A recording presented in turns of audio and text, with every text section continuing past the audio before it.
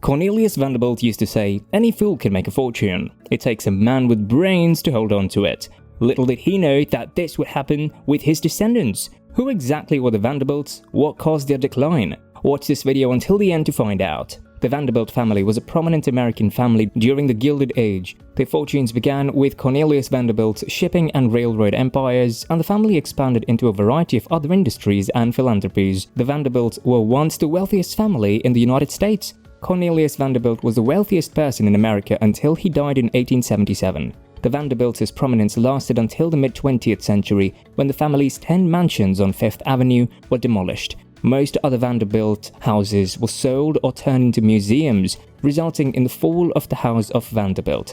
Cornelius Vanderbilt was the fourth of 9 children born into a low-income Staten Island family. He dropped out of school when he was 11 years old. Starting with a single boat, he expanded his fleet to compete with Robert Fulton for dominance of the New York waterways, his energy and eagerness earning him the nickname Commodore, a United States Navy title for a captain of a small task force. His son, Billy Vanderbilt, doubled the wealth he inherited, which was a feat of its own, and continued to hold the title of the wealthiest person till his death. He achieved this feat as he was said to be very frugal and thought about his wealth as a concern, which was opposite to his father's temperament, who was always money and power hungry.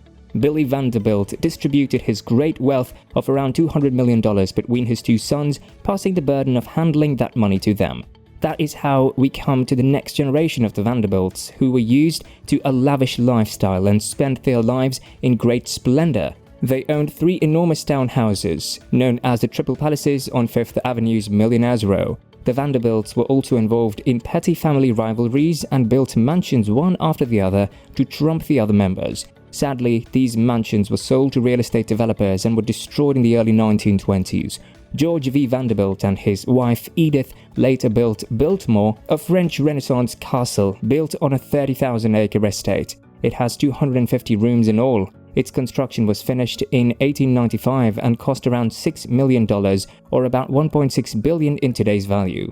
The Biltmore House is to date the largest ever privately held residence in the entire nation. Now a national landmark and popular tourist attraction, the Biltmore House is still run by the Vanderbilt descendants.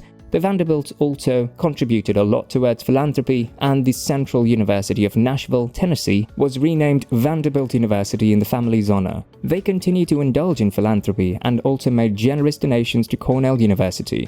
William Vanderbilt, a descendant, had taken care of his family business by assisting his brothers until 1903, when he sold the railway business to another company.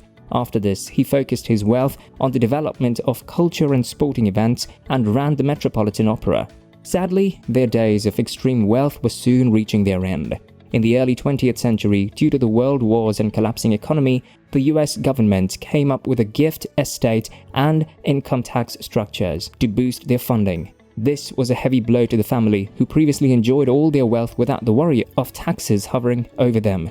This was problematic because the family was used to their extravagant spending and luxury, and due to the unexpected recession of their wealth, had to look for other sources to boost their income, which they could not cope with. This dilemma was further deepened by the Great Depression, in which they lost much fortune. Reginald Claypool Vanderbilt was the last straw. He inherited $15 million of wealth and blew $70,000 on poker on the day of his 21st birthday. There are many accounts and illustrations of him that inform us that he drank and gambled the majority of his wealth and died at the age of 45, leaving behind his wife and daughter, who survived off the interest of her inherited $5 million that was in a trust fund. At this stage, having failed to build any successful businesses to sustain themselves, and with the onslaught of World War II, the New York Central finally declared bankruptcy. This was their major source of income, and that too was now lost. Reginald's daughter Gloria would grow up to become a successful fashion designer and artist, and was well known for her line of jeans. She revealed to her son Anderson Cooper, a television news anchor, that she had no trust fund that helped her, and that she was raised by many nannies as her father died while she was young and the mother became a scarce presence. Thus, once the richest families in America, their wealth was reduced to almost nothing. What do you guys think about them? Do you know about anyone else who has gone through the same thing? Comment your answers down below. That's all for today's video, guys. If you enjoyed it, please like and subscribe to the channel. Thank you for watching and have a great day.